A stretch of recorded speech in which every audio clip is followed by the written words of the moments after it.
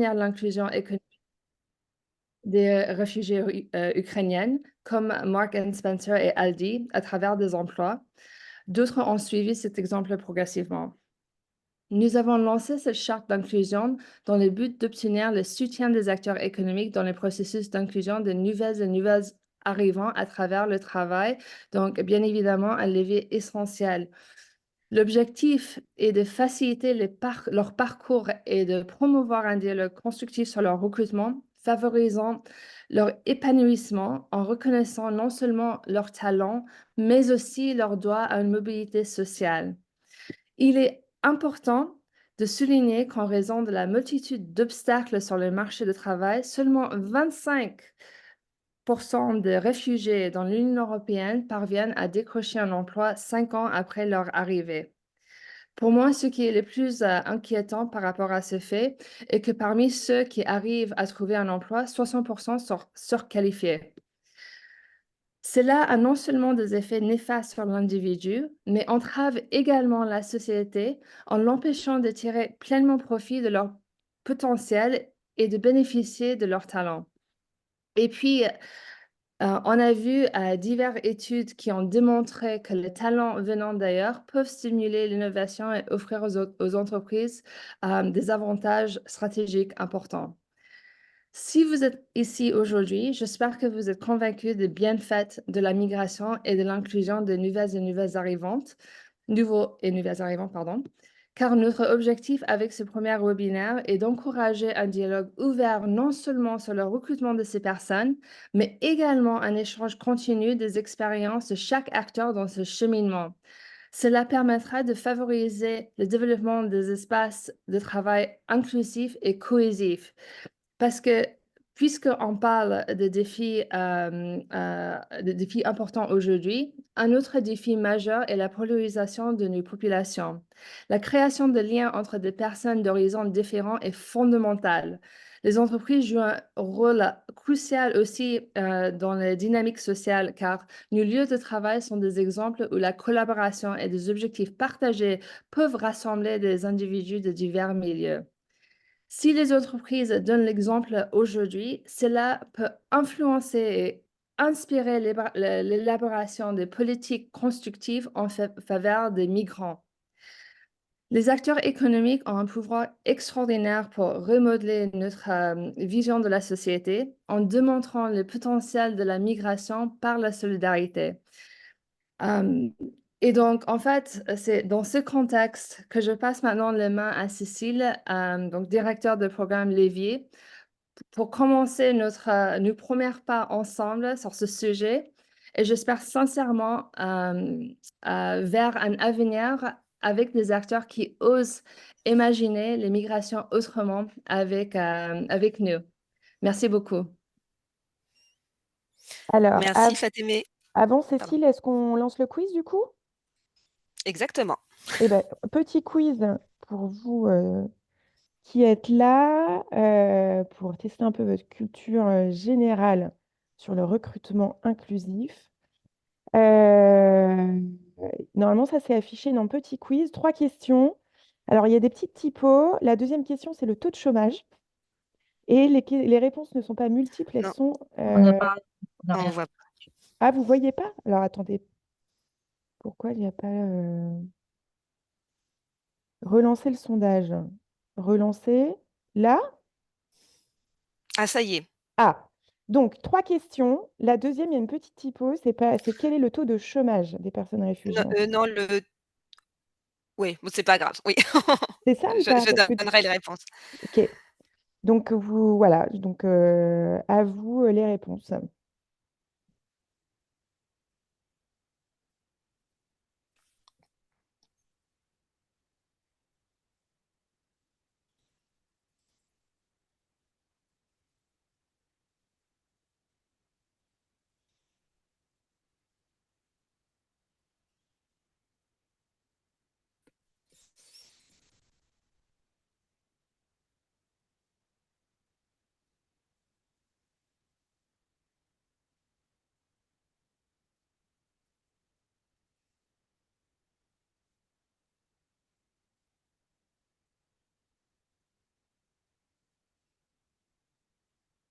Dans quelques secondes.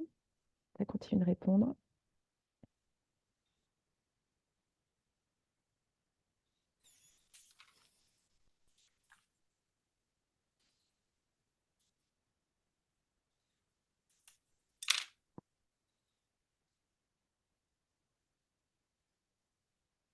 Toi, tu vois le sondage s'afficher, Cécile, avec les réponses ou pas? Il n'y a que moi, en fait. Toi, tu vois Je quoi, toi? vois le sondage s'afficher, par contre, je ne vois pas les réponses arriver. Ok, donc du coup, je te donnerai les taux de réponse et puis tu... D'accord, Ok, et je commenterai les exactement. ça va. Alors, j'attends encore quelques secondes et puis du coup, je t'indiquerai les réponses qui ont été apportées Mmh. aux 3 questions.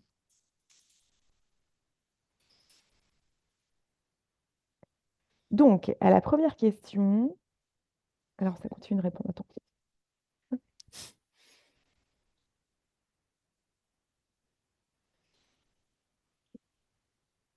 Donc, à la première question, combien de personnes réfugiées ont obtenu leur statut en France en 2023? 51%, 53% des gens ont répondu 45 000.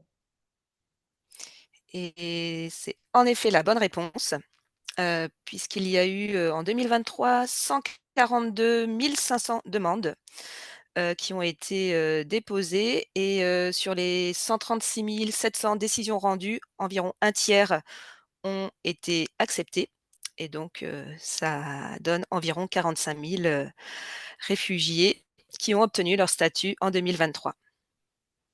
Ensuite, alors du coup, c'est le taux de quoi alors, Cécile? Parce que pour être sûre de C'est le poser. taux, oui, c'est effectivement le taux de chômage des personnes immigrées Ok. en France. Donc là, les réponses sont un peu plus disparates. Donc 29% ont Mmh. répondu 10%, 23% ont répondu 13% et 37% ont répondu 20%. Alors en fait, donc les personnes immigrées, ce ne sont pas uniquement les réfugiés, hein, bien sûr, puisque ce sont toutes les personnes, qui sont nées, étrangères à l'étranger et qui sont venues s'installer en France pour, au minimum 1 an et le taux de chômage est de 13 pour les personnes, donc les personnes immigrées, contre 7 pour les personnes, qui vivent en France, sans ascendance migratoire. Et enfin, donc, non, il y en a encore une après. Donc, troisième question. Un Ouais. an après l'obtention de leur titre de séjour, combien de personnes réfugiées sont au chômage ou en inactivité?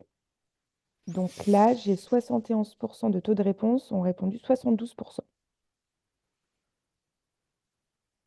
Alors, en fait, au chômage ou en inactivité, en fait, il n'y en a que 42 qui sont en emploi. Ce sera peut-être plus simple de le présenter, de cette façon. Seuls 42 des réfugiés sont en emploi 1 an après l'obtention de leur statut. 22 sont au chômage, donc font quand même partie, de la population active. 19 sont inactifs et 17 en études. Donc on arrive aussi à peu près à 42 quand on additionne, les personnes au chômage et en inactivité et donc lorsque l'on retire, les personnes réellement en emploi ou en études.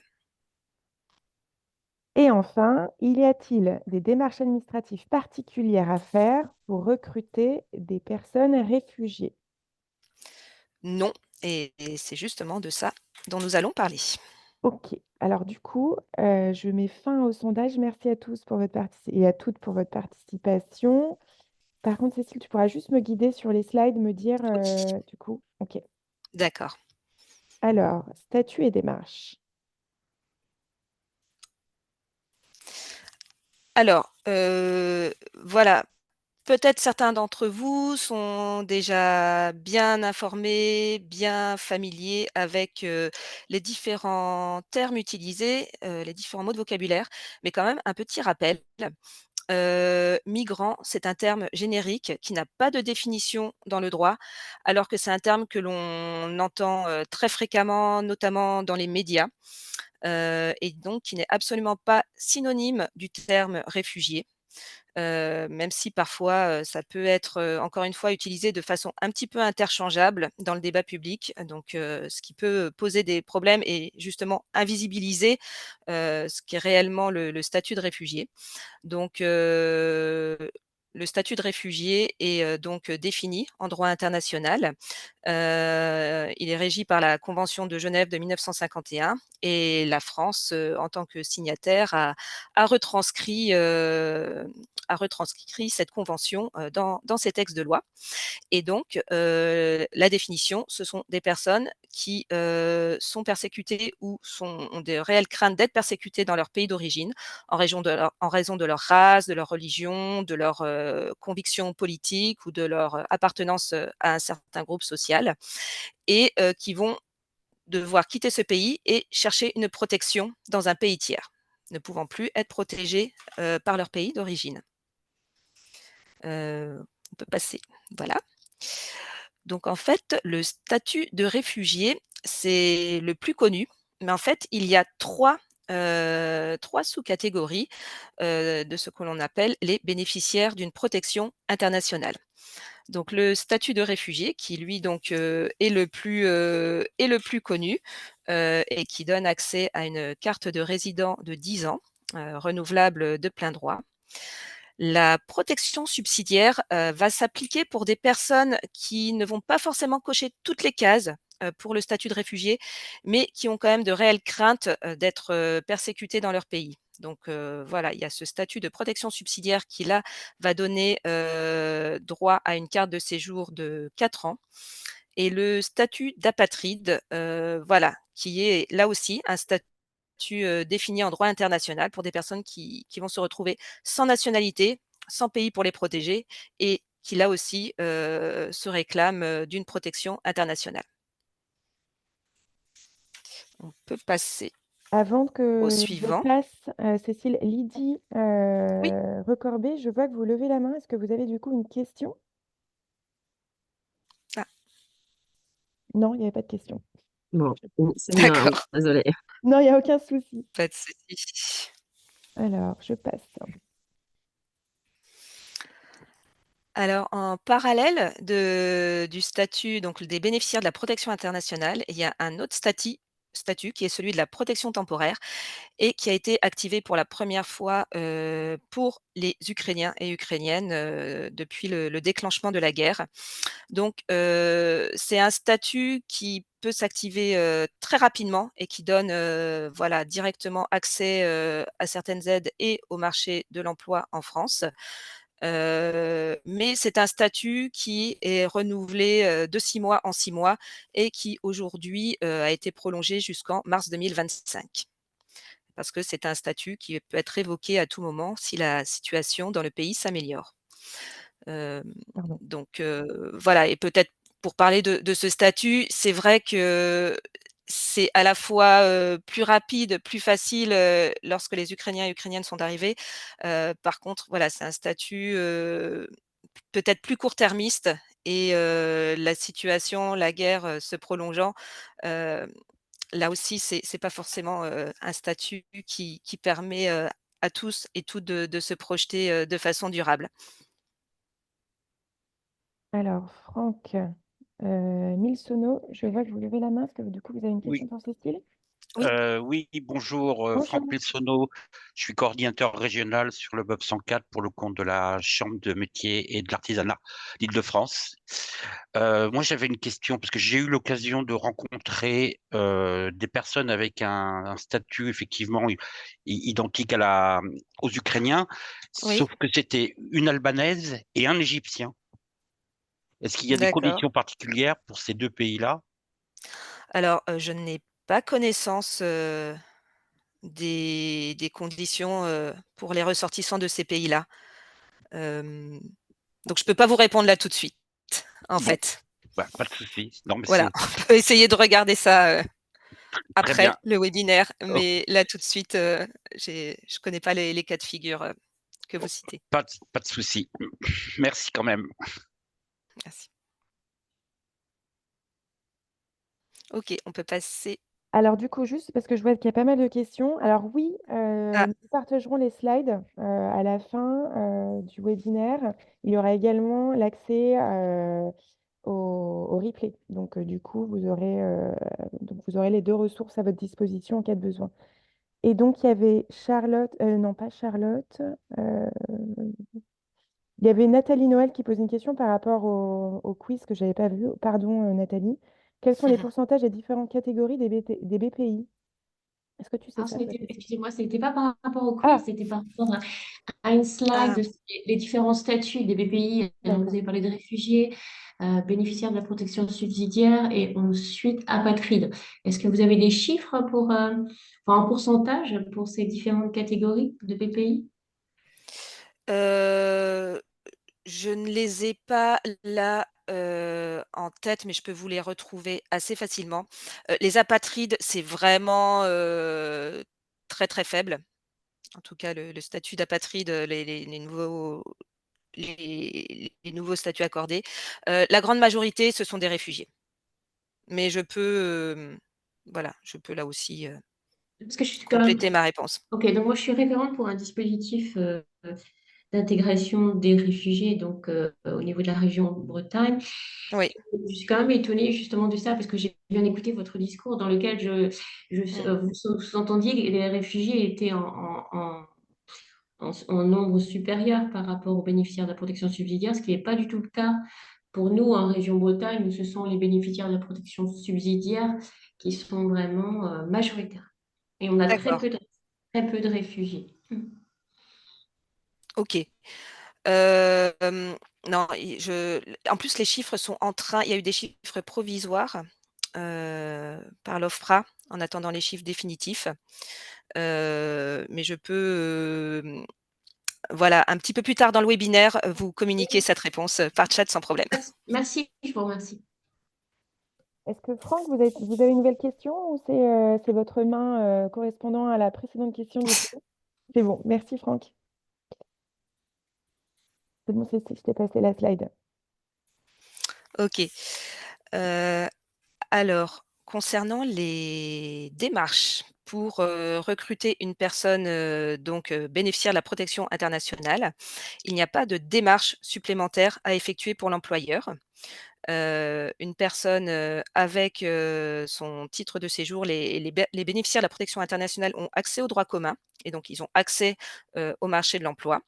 Ils peuvent, travailler à la fois, bien sûr, avec leur titre de séjour, mais aussi parce que, ce titre de séjour peut prendre plusieurs mois avant, d'être fabriqué.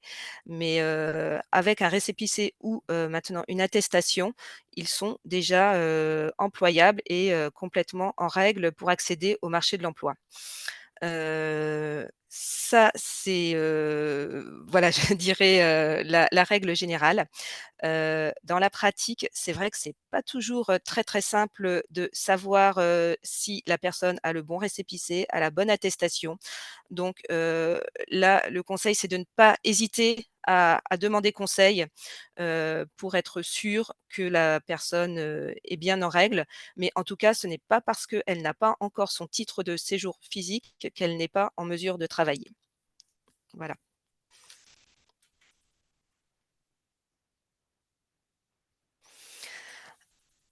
Alors, j'ai parlé des bénéficiaires de la protection internationale et des protégés temporaires. Il y a bien sûr, d'autres, personnes étrangères, qui ont le droit de travailler en France. Ça, c'est un récapitulatif, de tous les titres permettant, tous les statuts permettant le travail en France lorsque l'on est étranger.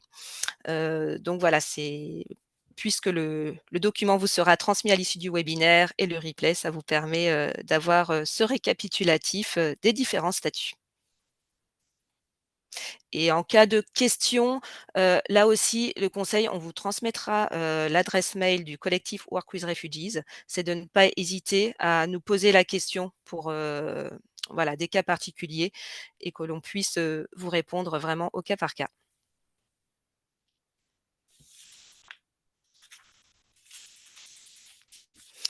Alors, on a vu, une personne bénéficiaire de la protection internationale a finalement accès au droit commun, a accès, finalement aux mêmes droits qu'un citoyen français, hormis, bien sûr le droit de vote. Heu, mais on a aussi vu que seuls 42 sont effectivement en emploi 1 an après l'obtention de ce statut. Donc en fait, il y a de nombreux freins vers l'emploi pour ces personnes-là. Le premier étant le français, qui est encore en cours d'apprentissage. Ça reste une difficulté, des cours de français sont proposés, mais cela prend beaucoup de temps pour acquérir un niveau de français suffisant pour, entrer en emploi et en particulier parce que, dans leur, parcours, les personnes réfugiées ont, essentiellement affaire à l'administration française, à des travailleurs sociaux, à des administrations et c'est pas forcément, évident d'acquérir, un français, leur permettant de travailler. Ils ont aussi, pour la plupart d'entre eux, une situation, particulièrement instable par rapport au logement.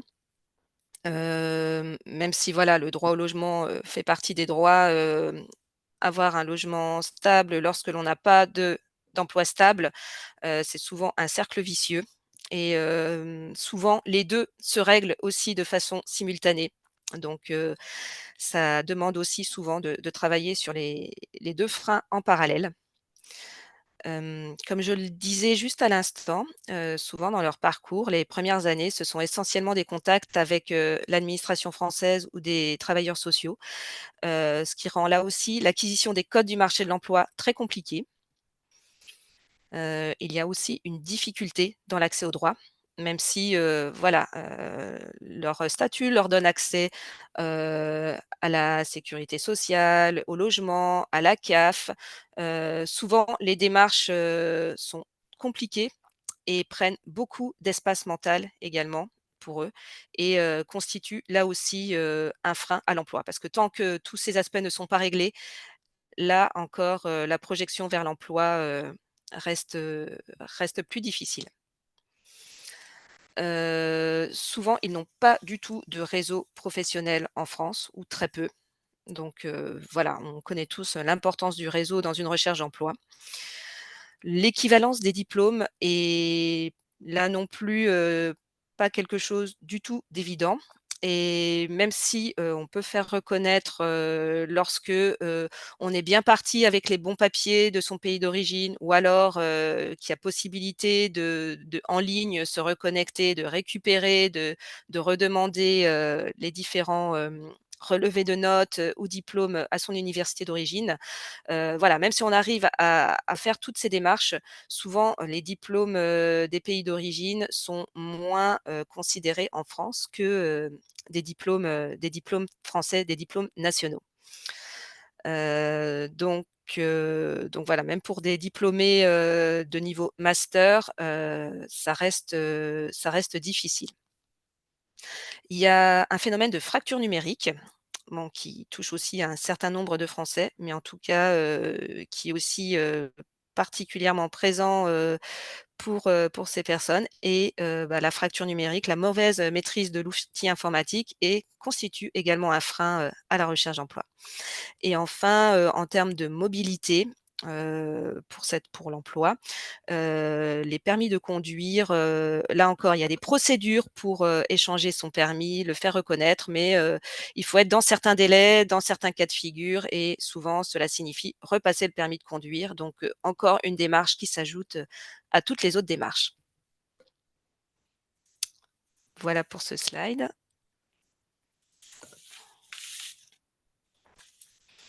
Donc voilà, ça montre un petit peu, toutes les barrières à franchir, pour, trouver un emploi et ensuite une fois en emploi, là encore, les difficultés sont présentes, parce que bien entendu, les réfugiés sont très souvent, victimes de plusieurs discriminations, voilà notamment, liées, à l'origine, au patronyme. Donc également, ils sont souvent, victimes de mauvaises représentations que l'on peut avoir, des personnes réfugiées. Voilà, un employeur peut se dire, «Ah, une personne réfugiée va être traumatisée» ou alors, ça peut même être associé, à des pays, abritant des terroristes. Enfin voilà, il y a tout un tas de préjugés, de représentations qui vont peser et amener à des discriminations. Il y a un phénomène de déclassement, très important. Fatémé l'a cité, 60% des diplômés du supérieur, parmi, les bénéficiaires de la protection internationale sont surqualifiés pour le poste qu'ils occupent et à titre de comparaison, c'est 2 fois plus que la moyenne, nationale.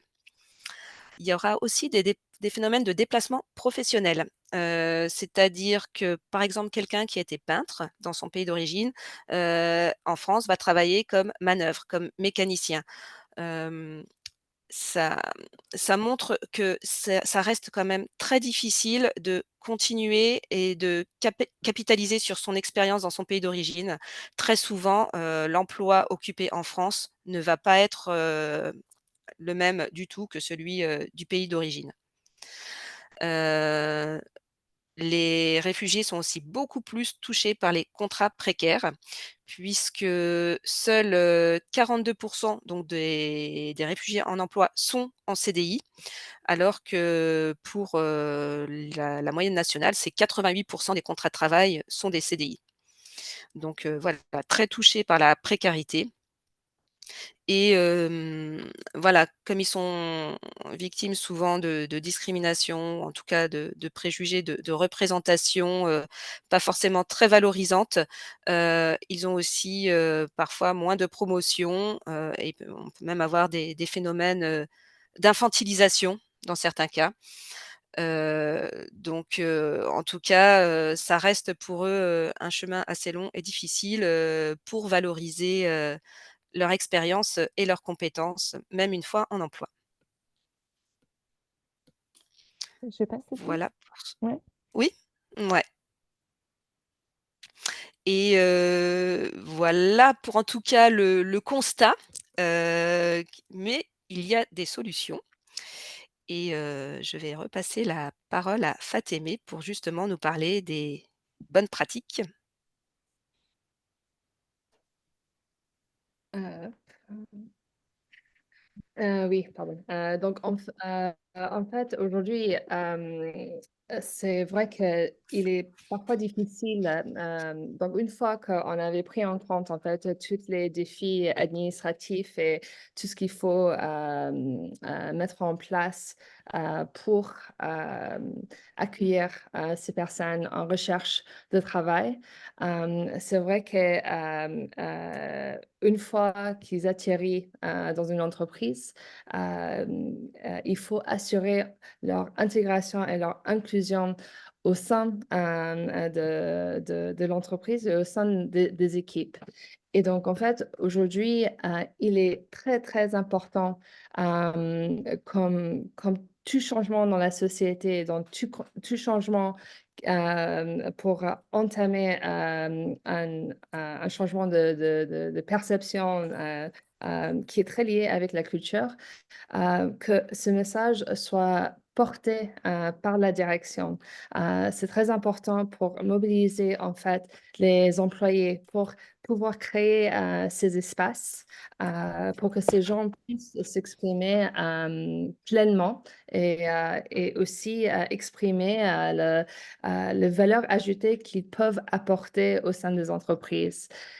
Et donc, en fait, ça commence déjà par une décision qui est prise par la direction. Et en fait, après, le département qui est le plus important pour encadrer l'arrivée de ces nouveaux arrivants au sein de ces organisations, ce sont en fait les politiques RH. Aujourd'hui, en fait, on parle beaucoup de comment on peut préparer ou faire le onboarding de toutes ces personnes au sein des entreprises, mais est-ce qu'on parle aussi de comment on peut préparer les salariés à appréhender toutes les difficultés que ces personnes peuvent rencontrer dans ce nouveau contexte. Donc, en fait, les difficultés qui étaient très clairement expliquées avant. Et créer aussi les espaces mentaux dans l'esprit des salariés de l'entreprise pour pouvoir justement créer ces liens, créer cette cohésion sociale qui est si importante pour leur réussite.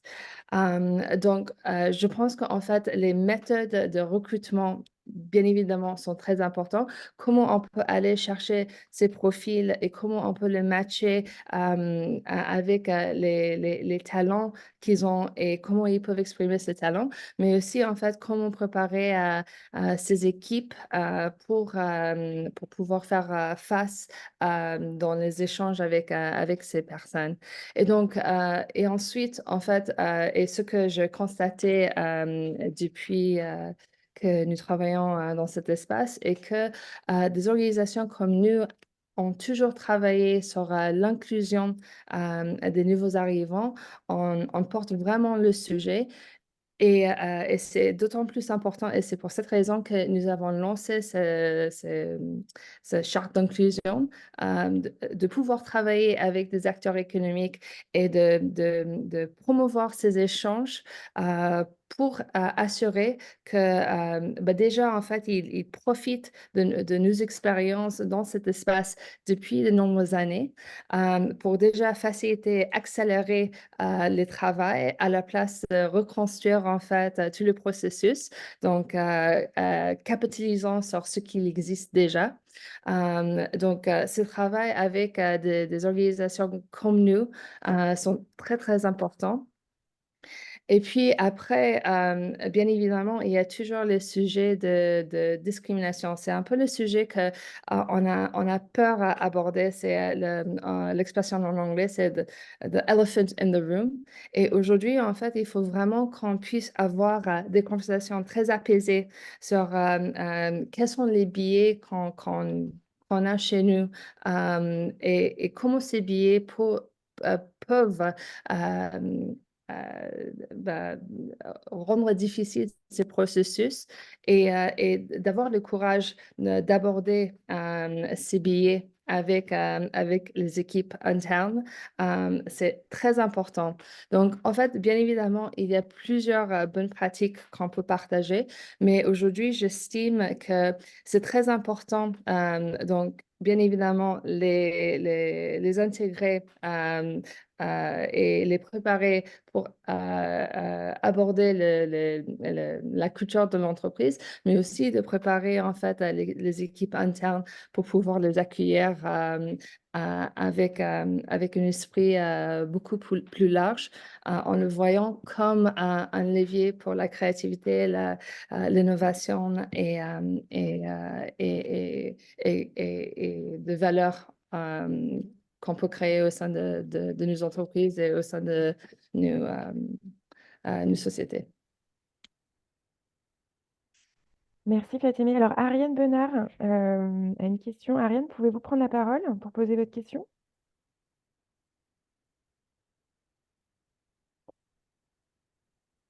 Ariane, est-ce que vous êtes là? Oui, vous m'entendez ou pas? Oui, oh, je vous entends très bien. Oui, Sandra. bonjour, excusez-moi, j'avais Bonjour. des problèmes à trouver le micro. En fait, qu'entendez-vous par démarche à effectuer, puisque le deuxième bullet point c'était former ces équipes RH, je fais référence au deuxième bullet point là, parce qu'en fait précédemment j'avais compris que le recrutement des réfugiés ne nécessitait en fait aucune démarche administrative spécifique. Donc, j'ai peut-être mal compris, mais voilà. C'était quoi qu'entendiez-vous par démarche à effectuer?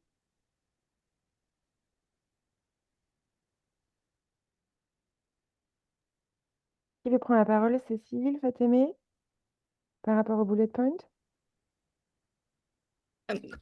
Euh, oui, oui, il n'y a pas de démarche administrative, mais ça ne signifie pas qu'il n'y a pas de démarche d'un autre type à mettre en place, et c'est ce dont parlait Fatemeh. Et je pense qu'Ariane veut avoir plus de spécificité par rapport aux démarches que tu Les entends, démarches, Cécile. en Ouais. fait. Voilà, alors, je ne suis pas une spécialiste du recrutement, mais par contre, je m'intéresse fortement à la cause immigrée, donc pour transmettre les bons messages auprès de nos équipes RH. Moi, je travaille chez BNP Paribas, donc ça m'intéresse de comprendre un petit peu mieux. Et c'est la raison aussi de ma présence à ce webinaire aujourd'hui. Merci. Ok, donc pas de démarche administrative. Par contre, pour que l'intégration soit réussie, voilà, le conseil, c'est de mettre en place ces bonnes pratiques. Et donc voilà, de bien, préparer les équipes,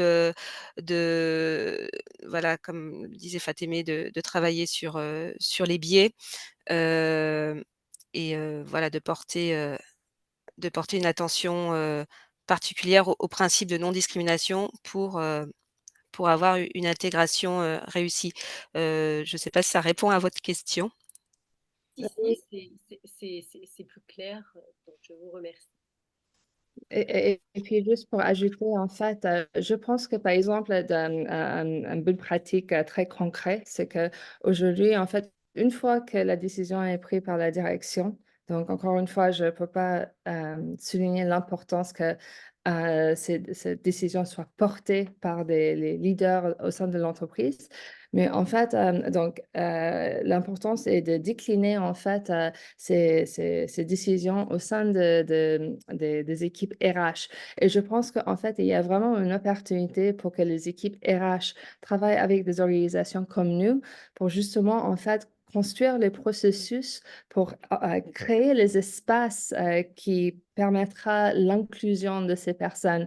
Donc, en fait, ça peut ça peut passer par plusieurs outils. On peut mettre en place, en fait, un guide. Aujourd'hui, chez Singa, on travaille beaucoup sur les règles d'engagement. Donc, on essaie de cadrer les relations et un peu les règles de jeu pour que les personnes qui n'ont pas forcément les vécus des nouveaux arrivants puissent comprendre leur vécu.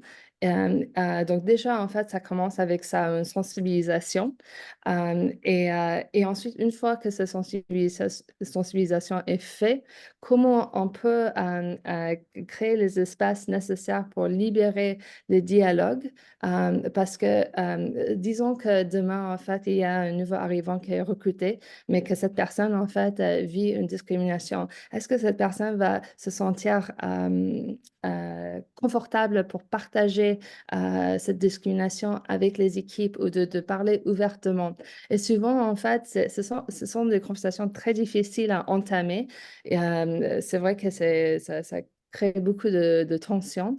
Mais ce qu'on a vécu, pas uniquement Singa, mais sûrement d'autres organisations, c'est qu'on peut avoir ces conversations d'une manière apaisée pour assurer cette création de liens et pour assurer qu'en fait, les différentes personnes de l'équipe qui viennent de différents horizons puissent travailler ensemble en acceptant en fait les différences de chacun. Et parce que, encore une fois, ce que je disais, au sein des entreprises, en fait, ce qui est très intéressant, c'est qu'en fait, il y a un objectif commun qui peut rassembler les gens, malgré les différences peut-être qu'on vit d'un point de vue culturel ou même des expériences de la vie. Donc, mais on peut, notre objectif aussi avec ce premier webinaire, donc on commence à regarder un peu les premières étapes, mais de continuer cette discussion avec les entreprises pour savoir comment eux, ils ont vécu ça. Donc, c'est pour ça qu'on a le témoignage aujourd'hui de Nicolas Saint-Marc qui va peut-être vous donner un peu plus de perspective sur ce sujet. Sans transition, merci Fatémé. Donc, voilà, laissons la parole à Nicolas Samar. Est-ce que vous êtes là, Nicolas? Oui, Voilà, très oui, je ne sais bien. pas si vous m'entendez. Vous m'entendez aussi? Très bien. Et Bon, donc, du coup, parfait. bienvenue à vous. Et puis, Merci. à vous la parole sur justement l'expérience d'accord dans l'intégration professionnelle de personnes réfugiées, voire exilées. Merci beaucoup. Merci de nous avoir invités. C'est voilà, c'est le sujet de l'inclusion est un sujet très important pour le groupe Accor et depuis toujours. Et je pense que c'est aussi très lié au secteur d'activité qui est le nôtre, qui est l'hôtellerie-restauration, où finalement l'accueil, l'hospitalité, ça fait vraiment partie de notre ADN. Et donc, il est presque logique finalement que dans nos différentes enseignes, on soit très inclusif dans notre façon de recruter et aussi dans notre façon de vivre le travail en équipe. En fait, beaucoup de choses, voire je pense tout ce que j'avais à vous dire a déjà été pratiquement évoqué dans les différents échanges que j'ai entendus, à savoir le recrutement, mais aussi comment ensuite on intègre ces personnes-là, comment on les accompagne sur la durée, quels sont les écueils à éviter, etc. Vous avez déjà dit énormément de choses. Nous, chez Accor, c'est vrai qu'on participe à de nombreux job dating sur le sujet. Le dernier en date, c'était Refugee Are Talent. Et on a régulièrement, donc, et ça, faut bien le comprendre, en fait, aujourd'hui, chez Accor, on a des enseignes et en fait toutes ces enseignes sont des enseignes propriétaires. C'est-à-dire qu'en fait, c'est pas le groupe Accor en tant que tel, c'est pas moi en tant que tel, par exemple, qui fait du recrutement pour les hôtels. Ce sont bien les hôtels qui recrutent pour eux-mêmes. Nous, par contre, on initie, on favorise et on sollicite également lorsqu'il y a des besoins, et les besoins sont nombreux et réguliers sur l'hôtellerie, comme vous pouvez potentiellement le savoir. Et donc, nous, on favorise à travers, en effet, des actions comme celui que je viens de citer, où là, on invite des hôtels qui sont en demande, qui ont besoin et qui ont des postes à pourvoir, de se présenter. Je pense qu'en effet, un des éléments hyper important, et c'est ce que nous avons aussi lancé l'année dernière, enfin, il y a 2 ans maintenant, c'est que sur les postes d'entrée dans l'hôtellerie, on ne recrute plus sur CV, on ne recrute plus sur entretien, on ne recrute plus sur ce genre de dispositif. On recrute sur ce qu'on appelle des simulations qui viennent plutôt évaluer des habiletés, qui viennent plutôt évaluer des capacités et qui viennent surtout évaluer des comportements et des savoir-être. Parce qu'en fait, quand vous êtes dans des métiers de service, finalement, la technicité, c'est pas tant ce qui est recherché parce que celle-ci, elle s'acquiert, elle s'apprend. En revanche, l'esprit d'hospitalité, le sens de faire plaisir, le contact avec les gens, le relationnel, tout ça, ce sont des choses qui, sur beaucoup d'individus, sont des choses assez innées. Et c'est ce qui va rester en fait dans l'expérience du client quand il va venir séjourner dans un des hôtels d'une enseigne du groupe. Donc déjà, pour commencer, nous, on recrute sur ces postes d'entrée, je parle, hein, parce qu'après, vous avez les postes évidemment de management, où là, on a besoin évidemment d'un peu plus d'expertise, d'un peu plus de technicité. Dans ces cas-là, là, on est plutôt sur des recrutements classiques, mais en tout cas sur les postes d'entrée, comme réceptionniste, serveur, commis de cuisine ou femme valet de chambre, on ne recrute maintenant plus sur CV, lettre de motivation, etc. C'est vraiment que des simulations. Ça, c'est la première chose. La deuxième chose, c'est vrai qu'il peut y avoir souvent un frein, qui est la langue. Vous l'avez évoqué. La non-maîtrise, même d'un français, je dirais entre guillemets basique, hein, c'est-à-dire pouvoir simplement faire des phrases simples, comprendre aussi ce qu'on nous dit, etc. C'est parfois une difficulté, même si dans les hôtels, et plus particulièrement sur Paris ou Île-de-France, on a des équipes qui sont très multiculturelles, qui parlent plusieurs langues et parfois même parlent la langue des personnes qui sont intégrées dans le cadre de ce type de programme pour les réfugiés. Donc, il y a aussi cette forme de parrainage qui se fait assez naturellement, parce que si je prends par exemple le Pullman Montparnasse, que vous connaissez peut-être, vous avez 42 nationalités différentes représentées dans l'hôtel parmi les collaborateurs.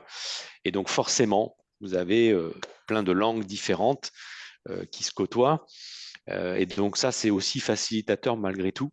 Et c'est peut-être aussi notre fonctionnement qui permet cela. Mais bon, la langue peut être en effet un frein. Vous parliez aussi à un moment donné de personnes surqualifiées qui finalement se présentaient sur des postes d'entrée dans l'hôtellerie.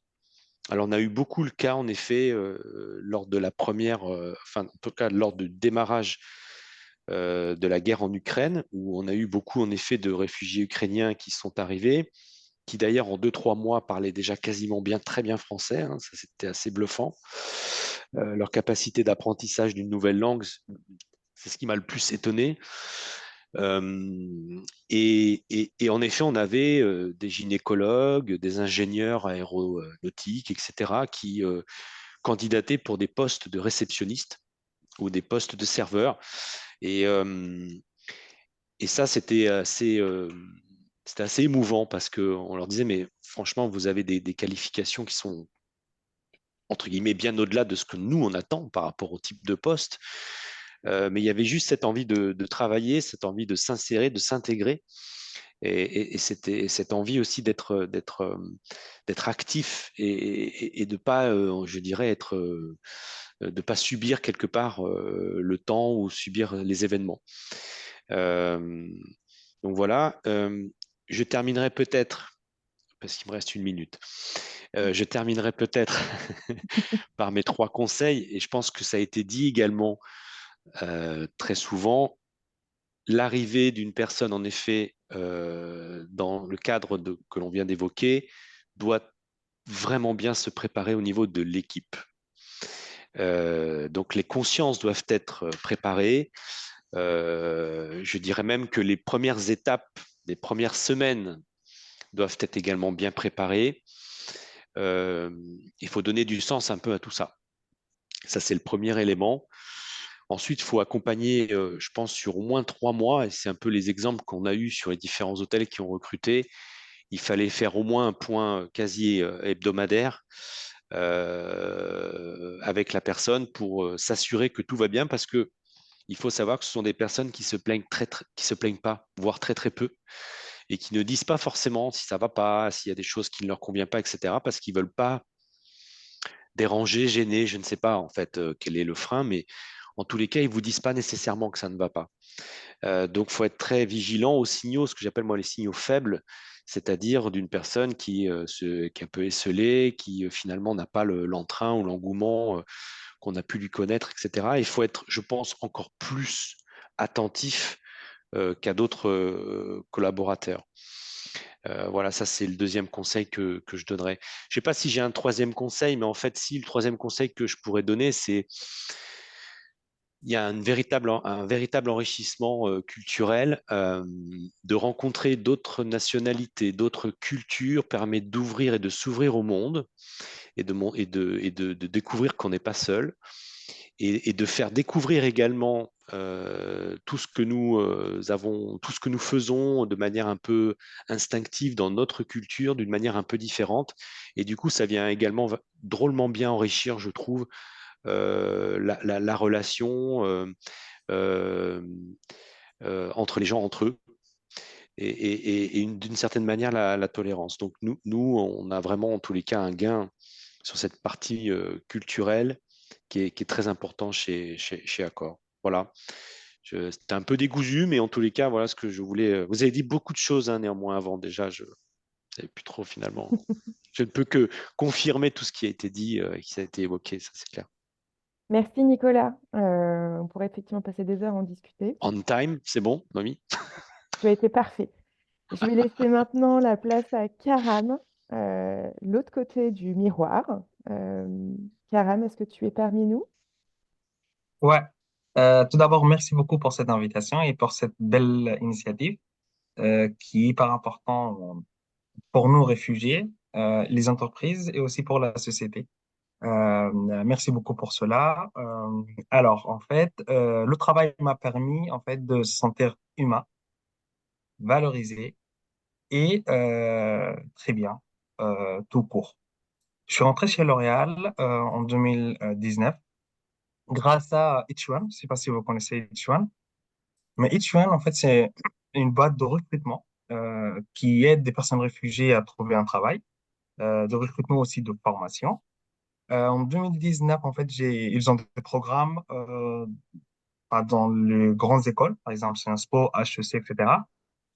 Et en 2019, en fait, j'ai fait un programme à Sciences Po Lille pendant 4 mois. Et en fait, il y avait du coaching, d'accompagnement, préparation à l'entretien, etc. Et en fait, il y avait des stages en fait, de la part de L'Oréal. Et du coup, j'ai passé plusieurs entretiens. La première, c'était déjà par Ichuan qui m'ont préparé, euh, voilà. Et après, par la suite, en fait, chez L'Oréal, j'étais recruté pour un stage de 6 mois.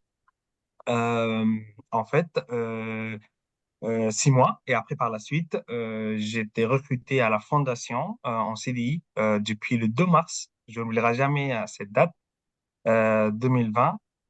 pour travailler en fait sur un programme pour aider les femmes en situation de précarité, vulnérabilité à l'international et aussi en France.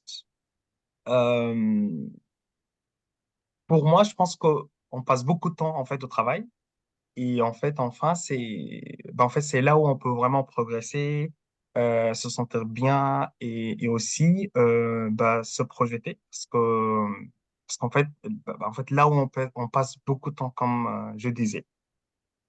S'il y a quelques conseils que je peux donner à partir de mon expérience, je dirais en fait, je suis tout à fait d'accord avec tout ce que vous avez dit. C'est exactement ça.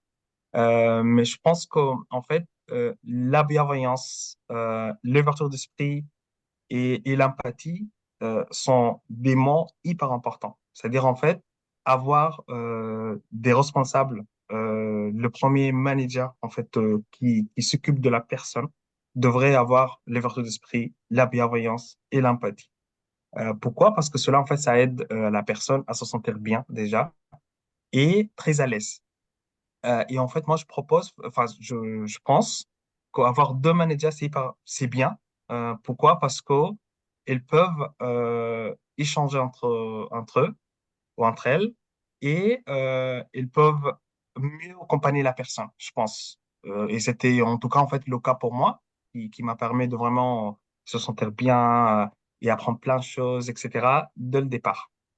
Le deuxième conseil que je peux donner, c'est l'accompagnement. Euh, Comme disait Nicolas, vraiment au moins 3 mois, et moi je dirais même au-delà, 6 mois. Pourquoi? Parce qu'en fait, quand on arrive dans une entreprise, souvent on a peur. On a peur parce que il y a de nouveaux codes à comprendre, il faut rencontrer des gens, enfin, il y a plein de choses. Donc, accompagner la personne pendant 6 mois, ça permet en fait de voilà, prendre tout ça doucement, parce que sinon il y a d'informations.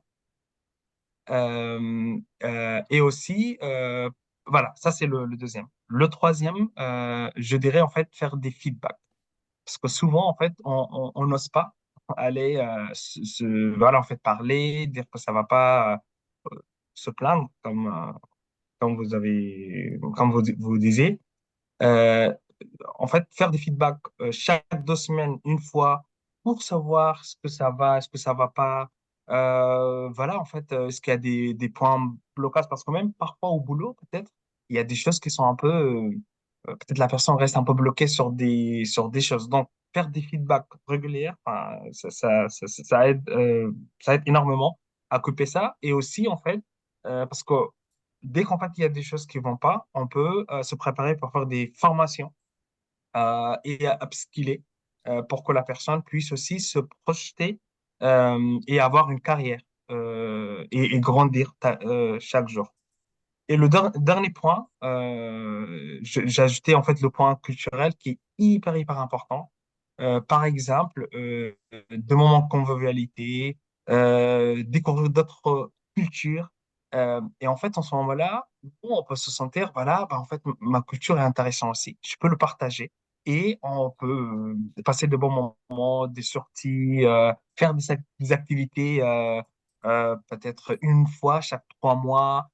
Chacun peut apporter en fait une spécialité.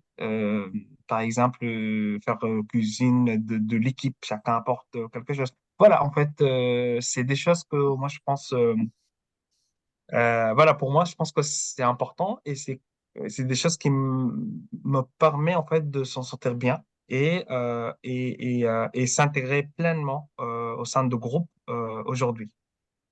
Voilà. Merci. Merci Karam. Merci pour vos témoignages. Est-ce que parmi vous, il reste, vous la parole, mais du coup, ça va être hyper frustrant parce qu'on est déjà dépassé l'heure. Est-ce que du coup, il y a des questions que vous souhaiteriez poser? Ah bah voilà, je vois déjà des mains qui se lèvent. Donc, allez-y, prenez la parole. Je ne vois pas qui. Bonjour. Bonjour, Azat. Oui, alors, oui, c'est ça. Azad Baïsal, moi, je suis chargé de relations entreprises et institutionnelles au sein de Plein Impact Inclusion, donc qui porte le PLI, au plan local pour l'insertion sur le territoire de Plaine Commune, en 93. Et en même temps, on porte aussi l'agence locale d'insertion pour les demandeurs d'RSA. En fait, moi, ce que je suis en train de mettre en place dans la relation entreprise, notamment au niveau local, mais on aimerait aussi un peu élargir aussi à l'échelle régionale, c'est faire des simulations, pas des simulations, mais plutôt des immersions en entreprise. Et on avait mis ça en place avec la fondation KPMG. Donc, on a un public assez éloigné de l'emploi, même très, très éloigné de l'emploi. C'est des personnes qui sont réfugiées. Donc, nous, on est en partenariat avec l'OFII, donc de Bobigny. Et vu que le 93, donc c'est un grand territoire, il y a le bassin de l'emploi, nous, le public qui est sur le territoire de pleine commune, parce que nous, on est financé par le FSE, donc le public qui est éloigné de l'emploi et qui sont orientés vers l'OFI, bah, en fait, on fait une sorte de filtrage territorial. Ils les orientent directement vers nous quand ils sont sur les 9 villes de pleine commune. Et nous, on leur propose justement un accompagnement sur mesure, un accompagnement avec des ateliers, entretien d'embauche, mobilisation vers l'emploi, parce qu'il y a énormément de réfugiés où aujourd'hui, pour faire un entretien pour eux, c'est très, très, très, très compliqué. Soit ils savent pas comment s'exprimer, soit comment s'y prendre, soit comment préparer un CV. Donc, nous, on met tous ces ateliers-là en place pour pouvoir les accompagner. Et moi, ce que je voulais savoir, si jamais Monsieur Saint-Marc est d'accord, nos réfugiés, justement, nos publics qui sont assez éloignés de l'emploi, peuvent faire justement une sorte de d'immersion ou un stage de découverte, une journée porte ouverte dans vos locaux, peu importe les hôtels, hein, mais voir que, par exemple, à l'hôtel, il y a le nettoyage, il y a le commis de cuisine, il y a de la restauration, il y a là, actuellement, avec les clauses d'insertion, donc on est en train de mettre un projet en place avec l'hôtel des Jeux Olympiques et Paralympiques, donc l'hôtel H4 Hotel qui a appelé elle. Et moi, justement, je voulais développer avec d'autres entreprises ce côté-là, faire des immersions dans les entreprises, leur faire découvrir le monde du travail, mais autrement pour qu'ils puissent vraiment voir la réalité du terrain. Oui, bien sûr. On le fait déjà d'ailleurs en partenariat avec France Travail, qui lui-même est en lien avec beaucoup d'associations, hein, et qui propose la MRS, qui propose l'immersion, qui propose beaucoup, beaucoup de dispositifs de ce type-là. Donc tout est envisageable, hein. On a déjà démarré, on a même fait avec les apprentis d'Auteuil D'accord? un parcours pour obtenir le CQP réceptionniste, pour permettre en effet à des personnes très éloignées de l'emploi de pouvoir avoir une qualification et de pouvoir ensuite avoir une proposition de poste au sein des enseignes du groupe. Donc, en fait, tout est aujourd'hui envisageable. Les besoins, de toute façon, dans l'hôtellerie sont constants, comme vous le savez. C'est moins dur quand même que l'après-Covid, juste l'après-Covid, où là, ça a été vraiment très compliqué. Ça va un peu mieux aujourd'hui, mais en tous les cas, on est toujours de toute façon sur un secteur d'activité en recrutement permanent, d'une certaine manière. Donc, tous les dispositifs sont envisageables.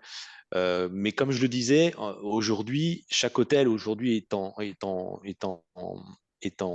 autonome en fait dans son recrutement.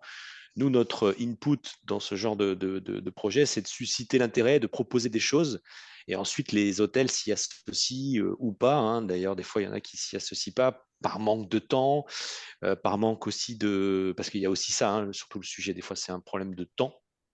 Et que souvent, vous avez cette notion dans le recrutement chez nos partenaires, une notion d'urgence, c'est-à-dire quand ils recrutent un réceptionniste ou un serveur ou un commis de cuisine, il leur faut pour tout de suite. Et en fait, quand vous inscrivez dans des programmes comme celui-ci, je prends l'exemple du CQP réceptionniste, c'était un programme de 4 mois. Et en fait, dans 4 mois, ils ne peuvent pas vous dire s'ils auront besoin de recruter ou s'ils auront encore besoin de recruter. Donc, c'est souvent la difficulté qu'on peut parfois avoir pour mobiliser nos partenaires. Mais dans l'absolu, tout est envisageable, Azat, hein, franchement. Ça Azad, marche. Je vous remercie en tout cas. Azad, ce que je te conseille, c'est de contacter le collectif Work with Refugees. Donc, c'est contact@workwithrefugees.com qui met en place ce type d'accompagnement, justement, sur des demandes très spécifiques. Ok, Et Ok. je me permets de compléter, je ne sais pas si merci. on m'entend.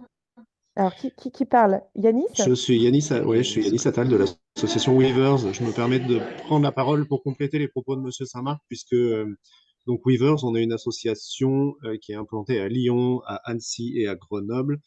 Et on a fêté nos 5 ans cette année avec la spécificité justement d'avoir ce positionnement qui est de répondre à des métiers en tension en montant des promotions de préformation auprès d'un public réfugié éloigné notamment de la langue, dont c'est la principale barrière. Alors nous, on n'a pas de vocation technique. Maintenant, voilà, je souscris totalement à ce que disait Monsieur Saint-Marc, à savoir que donc Accor nous a fait confiance et ce qui est super parce qu'on a pu monter une promotion et que là où ça a été le plus délicat, c'est justement la gestion ou les échanges avec les responsables des établissements, puisque effectivement, eux, ils avaient des besoins pour hier, voire ils avaient ou des besoins pour après-demain, mais bref, le timing était assez complexe et maintenant, les résultats sont très positifs pour tout ce qui a été dit et je me permets de mettre vraiment un point d'attention, vigilance voilà, supplémentaire sur tout le dispositif d'intégration et d'accompagnement, qui est encore plus important. Aujourd'hui, on sait que c'est une problématique qui est intégrée dans la plupart des structures, même,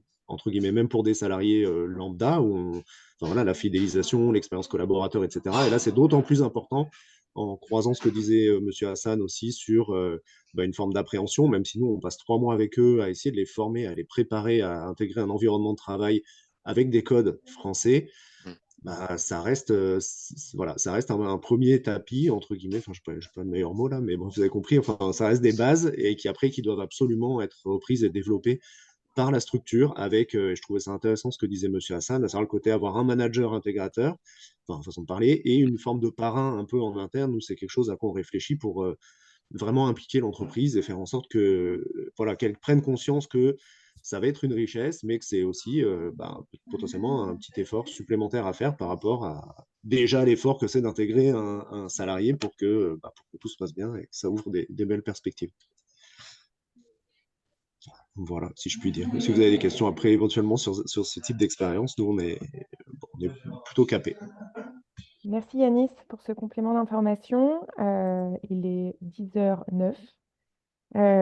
Merci à tous et à toutes pour votre participation à ce premier webinaire. Je vois qu'il y a pas mal de questions. Malheureusement, je pense que tout le monde doit partir.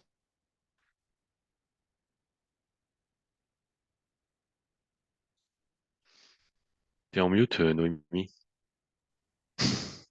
En fait, ça s'est remuté tout seul. Vous n'avez rien Oui, entendu oui, ce que oui. j'ai dit. Je vois plein de questions, Non. je vois plein de gens qui lèvent la main. Il est 10h10. Je pense que du coup, tout le monde doit partir à des réunions. Ce que je vous propose, c'est de nous contacter à contact@workwithrefugees.com. Je vais le noter dans la discussion pour répondre à toutes vos questions.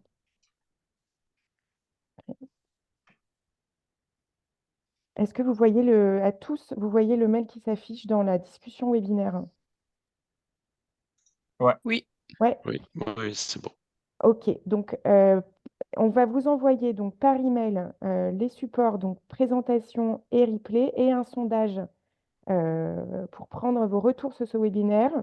N'hésitez pas à nous proposer aussi des sujets de webinaire. Nous, on en a plein à proposer, mais l'idée, c'est vous, vos besoins. Nous serons preneurs, puisque du coup, on va organiser d'autres webinaires avec Singa Utopie au courant de l'année. On vous tiendra aussi informé par email.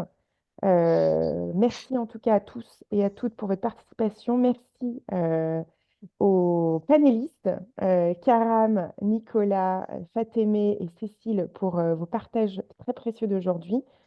Et je vous souhaite très bonne journée, très bonne continuation et à très vite. Merci beaucoup. À Au très bientôt. Tous et à revoir. toutes. Au Au revoir. revoir. Merci. Au Au revoir. revoir. Au revoir. Au revoir.